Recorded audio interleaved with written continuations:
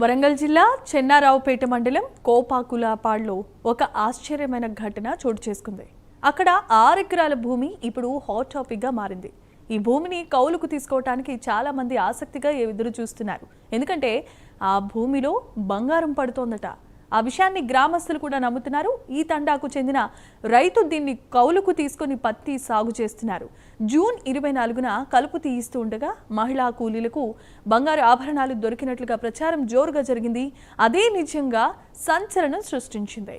భూ యజమాని కూలీలను పిలిచి విచారణ జరపగా దొరికిన బంగారు వస్తువులను చూపించారు. దీనిపై యజమాని వెంటనే పోలీసులకు ఫిర్యాదు చేశారు.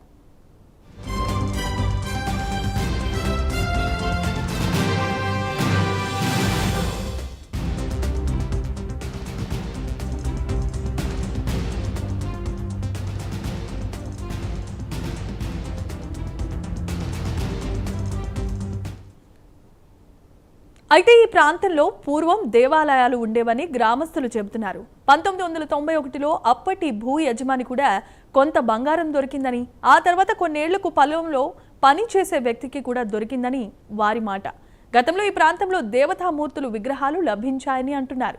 దొరికిన బంగారాన్ని పంచుకునే వ్యక్తులపై చర్యలు తీసుకుని దాన్ని తమకు అందించాలని మొదట భూమి అమ్మిన వ్యక్తి కుమారుడు పోలీస్ స్టేషన్లో ఫిర్యాదు చేశారు.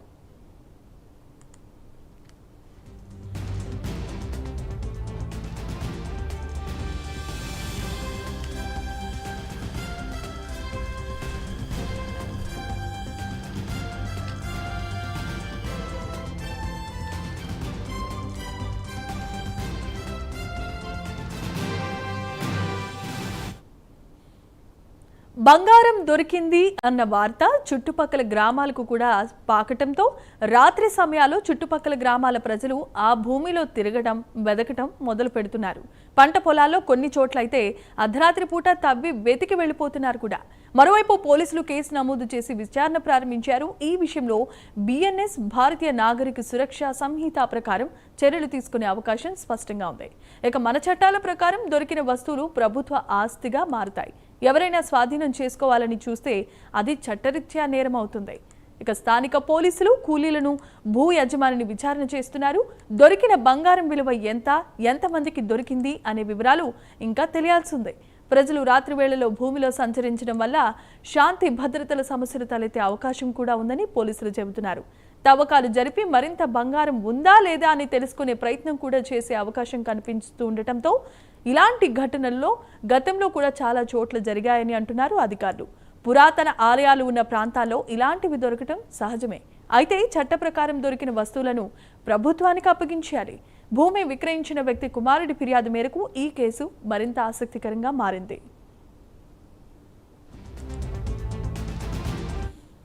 తీసుకోపోని అన్నాం. మొన్న సార్కు వచ్చిండు, చీలక సార్ వచ్చిండు, మునపైచిన సార్ తీసుకోపోతే ఇవి దొరికినాయి సార్, మాకేమద్దు, తీసుకోపోని మా వద్దు పెట్టిండు.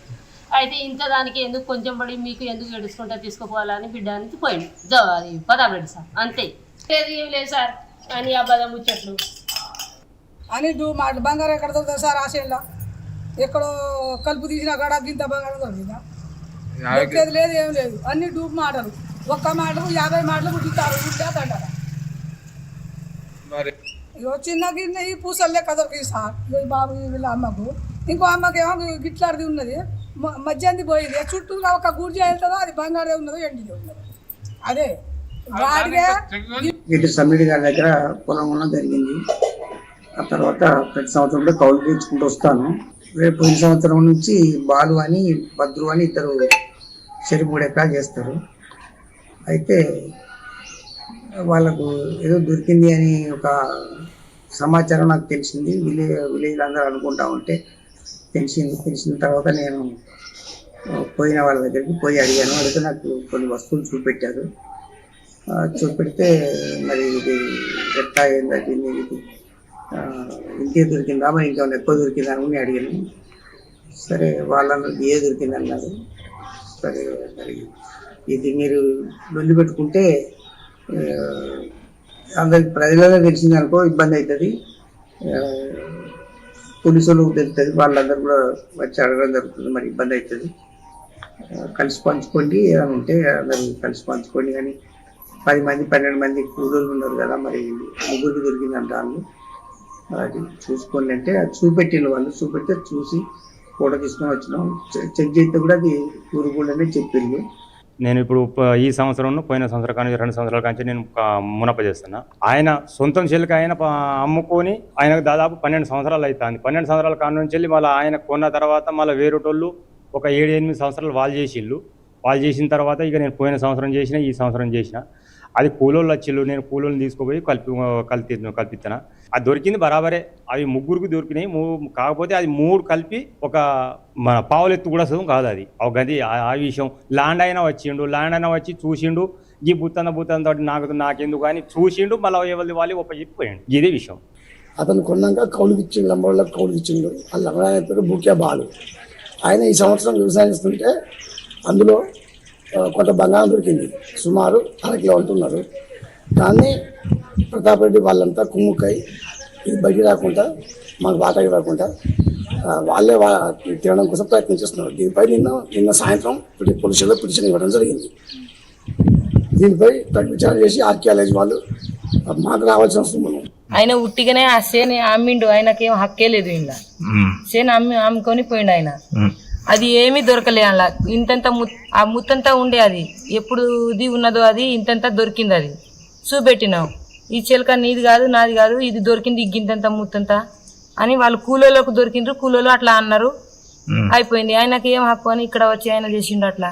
ఆయన పేరు మీద ఏమైనా పట్ట ఉన్నదా? ఇది ఆయన పేరు మీద ఉన్నదా భూమి? ఇది 10 మంది వచ్చిండ్రు, 10 మందికి అడుగు కాకుంటే ముత్తంతా దొరికింది గింతంతా. అది వెనకటది ముత్తంతకు అంత సోదేస్తే ఎట్లా? ఆయన భూమికి ఏమైనా హక్కు ఉన్నదా? ఈడ ఆయన అమ్ముకొని పోయిండు. అయితే మేము 10 మంది ఉన్నాం సార్. అయితే గింతనే దొరికింది సార్. ఇక ఎక్కువ కూడా లేదు. ఇక అవి పాత పైసలు, అవి పుస్తలు, అవి ఎవరో ఇక ఆ పని వచ్చిందో ఏం చేసిండు, అయితే పారేసింది కావచ్చు. అయితే గింతనే వచ్చింది. ఇక మళ్ళీ ఏ ముంగలు లేవు ఆ పూసలు, అవి పూసలు గింతనే ఉన్నాయి సార్.